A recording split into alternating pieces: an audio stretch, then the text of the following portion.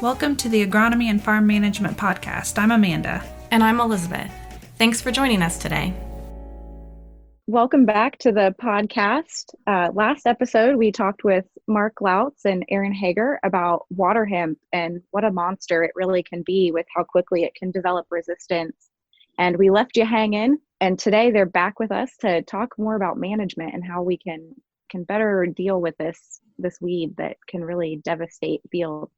What are you guys doing as far as management goes, especially when you mentioned this field that has 6-way resistance? I mean, well, I think I mentioned in our last episode that we first started looking very intently at Waterhemp in 1996. And in 1997, we put forth an effort to actually come out with a guide of management recommendations. And we went through all the possible chemistries that at that time were effective. But essentially, the whole take-home summary of that bulletin was that Waterhemp is a species that really cannot be controlled by a single tactic. You can try to contain it for a while, but because of the genetic diversity in the species, eventually we're going to run out of herbicide options. That's, when we wrote that bulletin, I think we had resistance maybe to ALS herbicides and atrazine, and that was it. So now we've added 5 to that since 1997. So anybody who thinks that anything is going to be infallible against Waterhemp, they really haven't dealt with it long enough to understand that it may be effective for a while. But we're at a point now where, number one, we are literally out of new jugs that we can open up. And number two, what products, what active ingredients still remain effective, that really should be the focus and the target of what we can do to make sure that they maintain their effectiveness into the future. Because the idea that we're going to see a lot of new active ingredients brought in from the industry in the very near future, I can't really see that happening. Do you expect that any product we use against it repeatedly will probably eventually develop resistance? So far, the track record on that has been 100%, yes. So someone's using glufosinate repeatedly or dicamba, I think we have to assume at this point that they'll break those on Waterhemp eventually. That's a good point that I wanted to mention, Mark. When we used to hear back in the early days of the Roundup Ready era that it was infallible, we're never going to see resistance evolve to it. And I guess I would make the argument that 1996 was probably the first year that we really began selecting for glyphosate resistance in summer annual species. Because before 96, before the introduction of the soybean technology, the predominant use of glyphosate in soybean production was as a burn down against winter annual species. So 96 really kicked it off, and eventually we see where we are now. But you mentioned dicamba or even the new 2,4-D technology. We can't make that same argument with those technologies because we've sprayed dicamba, we sprayed 2,4-D in Illinois for over 50 years now. So we already have 50 years of selection that's taken place. So it's not necessarily that the technology is new in soybean, but the selection intensity for resistance in things like Waterhemp, it's not new. Right. So specific to herbicides, do you make a couple general recommendations within all that of how? I mean, there's herbicides, there's tillage issues, there's seed stop, preventing seed at the end of the year. There's some other non-chemical methods, I suppose. So, right. What's the total package there? Sure. Sort of. Step number one is make sure that we're not putting any seed in the ground with any existing Waterhemp, and that either control it by mechanical tillage before you plant or a adequate burn down application. But you really do not want to put seed, corn, soybean, any crop in the ground if you've got Waterhemp that's not been controlled that's emerged, because that's simply a recipe for a replant. And then number two, of course, we still encourage people to start out with good, solid residual herbicide programs. Margins are tight. Nobody has excess money that they just want to throw away. But the fact of the matter is that we really need to pay attention to the rates of the residual herbicides. Those rates are set for a reason. But you have to remember that, to my knowledge, there is no herbicide or herbicide rate of a residual product that was ever selected solely on Waterhemp control. it's selected to give you the broadest spectrum of control against most of the weed species that you can. So you may want to cut it back, but that product may be marginal to begin with. For example, on Waterhemp, if you reduce that rate too much, you're not going to realize the benefit or the value of what you could have got at that labeled rate. And then, of course, on the post-application timing, number one, you got to know what sorts of resistance issues that you could be facing. Have you had any of your populations screened before by an independent laboratory? We have that service available at the University of Illinois. If you think you may have resistance, again, that could be a recipe for disaster in 2020. It's really better to know ahead of time whether or not that whatever your post options are going to be, is it going to be effective or it's not going to be effective. And then timing really gets to be critically important, regardless of the post product. Whether it be glyphosate or a dicamba type product, a 2,4-D diphenyl ether, we've never shied away from the recommendation of trying to control water hemp before it exceeds 4 inches in height. And you mentioned last time one of the indications of resistance is popping through that post-application earlier. So really, I think being on top of scouting and seeing, okay, I'm having early breakthrough. It might not just be whatever. Yeah, I mean, whatever, it might be right. resistance. The resistance in soil-applied herbicides is a bit insidious because most all these products break at some point eventually. And so are you seeing the water hemp come up now because you have resistance, or is it the fact that, well, maybe we did skimp on the rate just a little bit too much. Maybe we didn't get enough rainfall. Maybe we got too much rainfall. So it's not always clear-cut black and white. But, again, and that's part of the problem. Generally speaking, if everything worked with a residual product and you have these first flushes of water hemp, if there is resistance issues, those are going to be the ones that come up first. Given that it's not a cure-all for the post-emergence, then would you still advocate trying to mix two herbicides that still work on water hemp? We do, and we still believe in most cases that's probably the best recommendation that we can make right now from a chemical standpoint. But as we talked in the last episode about the uncertainties about metabolic resistance, our hope is that 5 years from now, we don't come to realize that's the worst thing that we could do for metabolic resistance. We just simply don't know right now. But the idea of the tank mixtures really was from a study that we focused on a landscape approach looking at the evolution of glyphosate resistance in water hemp. And that's based on a target site change. And we still stand behind those data and really believe that still is probably the best way that we can continue forward into the foreseeable future until, from a chemical standpoint at least, until we know more, have more details, more understanding about the evolution of metabolic resistance. But the one thing, of course, that we do know that still holds true regardless of whether we're talking about target site resistance or metabolic based resistance is simply that if there's no seed at the end of the year, then there's no change in the frequency of the resistance alleles. And that's how you win. Because the weakness of water hemp, or even worse yet, the weakness of Palmer amaranth, really lies in the fact that these seeds, these very, very small seeds of these dioecious pigweeds, they do not remain viable in the soil seed bank indefinitely. You're probably talking on average somewhere 4 to 6 to 7 years at the most. And so any tactic that a farmer can use, whether it be chemical, non-chemical, heaven forbid we grab a hoe or a weed hook and spend a few hours walking a soybean field, but any technique that ensures that we don't have seed production in the field for maybe 3 or 4 years in a row, your population of water hemp absolutely plummets. And that's how you win.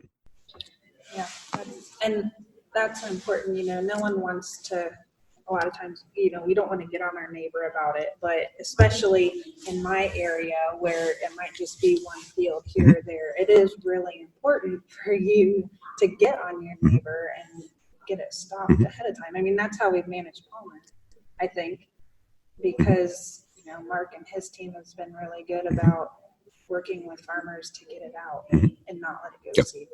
But, every now and then you'll find one of those neighbors that, you're probably not going to send a Christmas card to them this year, and you're going to get the problem.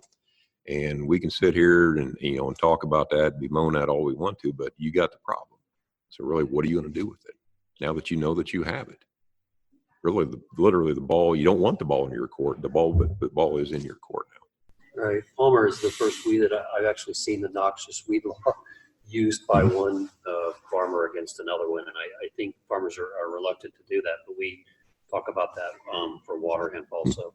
We have the benefit of your experience on water hemp, so our message is pretty clearly you have to stop seed production, and so we do talk about that. I'm hoping we have some kind of novel, or we have some technology that comes along and helps us late season to deal. I think with some of that, but we've advocated a lot of those same type of strategies. You know, the best position for Ohio farmers to be in, literally, is where many of them are now. They're in front of this. The worst place to be is let this thing pass in front of you, because now you're playing catch up, and it's at least possible that a lot of the populations in Ohio may not necessarily, quote unquote, start where we started in Illinois 30 years ago, because of how easily some of the seed is moved around. So if a 6-way resistant population from Illinois is transported long distance in Ohio, now all of a sudden you're dealing with the exact same thing that we've dealt with for a long time. So again, staying in front of this. A few scattered plants here and there sure don't seem like a lot, but when you get females who are making hundreds of thousands of seed per year, any of those females that you let produce seed, remember, that's another year of selection that's taken place. That's another year of genetic recombination that's taken place. And maybe that one female doesn't really look that bad in terms of a yield loss, but maybe 30% of her seeds now have evolved resistance to a new product in that field. Right, and we show those seed numbers, and farmers sometimes are like the rest of us with any problem. We ride it too long, and so the message that we try to get across, and I know our educators like Amanda do also, is your time from a few plants to a really major problem is shorter with Palmer and Waterhemp than it is with some other weeds. I think our resistance here, we already in the western part of the state, I think most of our populations have ALS, glyphosate, and a good number have PPO resistance already. I'm not sure if that developed from use of Flexstar and Cobra, or we had some movement in, like you talked about. So we've collected seed for more this past fall, and our strategy will be to screen for HPPD and atrazine, just to see if we're starting to pick up that mechanism as well, and probably some Site 15. Yep. So we're unfortunately, while we were watching Palmer and tamped it down, Waterhemp got a little bit away from us, I think. Well, and I think the challenge is Palmer, we didn't have it here before, right? We've had Waterhemp. So farmers are used to maybe seeing one or two or whatever, and now they really need to take notice of those one or two more than they have in the past. Right. Yeah, one or two seem pretty innocuous, but unfortunately that one female, or maybe they're both females, when you think about the seed load from these females, and again, it may not be enough to clog up a combine, but you're now running a $300,000 weed seed spreader across this field. Right. And I've seen this literally for decades in Illinois. The farther north we go into Illinois, you don't run into fields initially that are overrun with Waterhemp. I've seen it hundreds of times where the initial infestation starts where? At the entrance to the field, right where the combine pulled in, right where the field cultivator pulled in and deposited that seed. You go back and you keep an eye on that field for the next 3 years, and you'll begin to see it streak across that field just following that combine pass every time. Yeah, we've seen that with Palmer. It's interesting. And that's like the first time in my career I've sort of watched some things get established like that. And going back to the same fields. You all have done some work with the seed destructor, yes? Yes, the Harrington seed destructor. Right. Yeah, it's I think the numbers that Dr. Davis generated, if you just fed the Waterhemp seeds through it, it's like 97% efficient in terms of reducing viability. When the model that we had was one of the original ones that actually tows behind the combine. Now, the efficiency goes down simply because you're losing some of that seed before it ever gets into the combine. But still, what goes through the combine, I think for the Waterhemp, it was still 80 to 87% effective in reducing the viability of that particular seed. The surviving seed that maybe was still viable, if you tried to recover that the following spring, its viability was almost zero. So even though the Harrington itself didn't take it to zero viability, having that seed coat even nicked, even abraded just a little bit might be enough to allow soil fungus to enter into that seed, or a bacteria into that seed. And over the course of a season or two, the viability of that seed also is gone. Right. There's been some work done in other states too. I think I'm hearing that some states that work with that had some issues with because of the weeds were too green coming through the combine and some seed. I don't know. There's some other possible logistical issues? I don't. There can be, but most, and I won't say all, but most of what has been done so far was with these earlier versions of the machine that actually towed behind the combine. They don't even make those anymore.